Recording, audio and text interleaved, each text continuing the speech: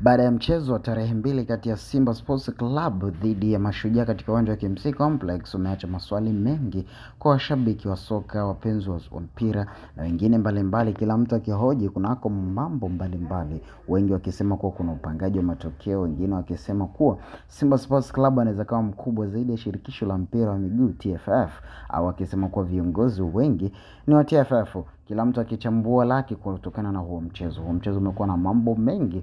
Kikubwa zaidi ni red card na penalty mbili zilizotolewa kwa mnyama Simba Sports Club, ikisemekana kuwa red card haikustahili na pengine Simba Sports Club waliweza kubebwa katika mchezo huo. Kuelekea mchezo unaofuata dhidi ya JKT Tanzania ambao utachezwa siku ya kesho katika uwanja wa Jenerali Samuyo hapa jijini Dar es Salaam, kimbembe kipo kimewaka tena, au tuseme moto umewaka. Je, Fadlu atafanya rotation kama aliyofanya juzi? Na akifanya rotation, je, itamlipa? Itaweza kufanya kama alivyofanya zaidi sana dhidi ya Mashujaa? Imesemekana kuwa mambo yamezidi kuwa mengi, kwa wakisema kuwa Simba mechi zake nyingi anabebwa, au kumekuwa kwamba kuna mbeleko nyingi katika mechi za Simba, wengi wakisema kuwa mtani anacheza mechi zake. Ni next time nyingine kwa Simba Sports Club ukiwasha katika uwanja wa JKT. Haije kutokea mechi ya Simba na JKT kawa nyepesi toka hii timu ya JKT pande ligi kuu au Simba iwe katika ligi kuu, maana kuna ushindani mkubwa zaidi sana ukijitokeza.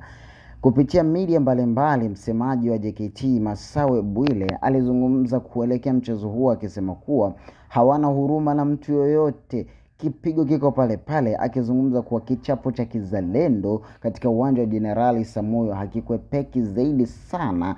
Masawe Bwile aliwahakikishia kwa mashabiki wa JKT walioko Tanzania wajitokeze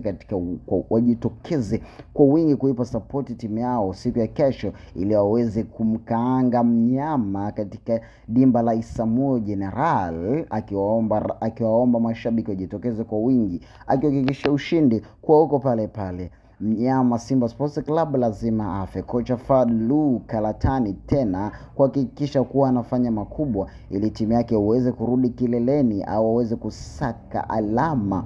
Kwa sasa unaweza kumpongeza kocha Fadlu, hadi muda huu makombe yote anayoshiriki amefanya katika level yake. Kombe la shirikisho barani Afrika ameifikisha timu finali. Kombe la shirikisho CRDB Federation yupo nusu finali, na kombe la ligi kuu bado yupo katika kinyang'anyiro, kwani yuko nafasi ya pili na kuna hatihati kama akiweza kushinda mechi zake anaweza kawa sawa na mtani au mtani akamzidi pointi moja, kwa sababu hatujazungumzia mchezo wa 184 wa dabi ya Kariakoo ambao mpaka sasa umekuwa na taharuki, tukisubiri ratiba ya bodi ya ligi ambao walisema itapangwa lini mchezo uchezwe. Kwa tunaendelea kusubiri, tunazidi kuvuta pumzi kusubiri mchezo huu wa 184, wakati Young Africans wao wakisimamia ukucha kuwa hatuchezi.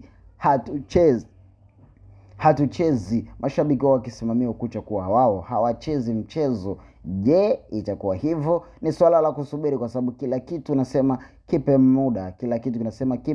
muda.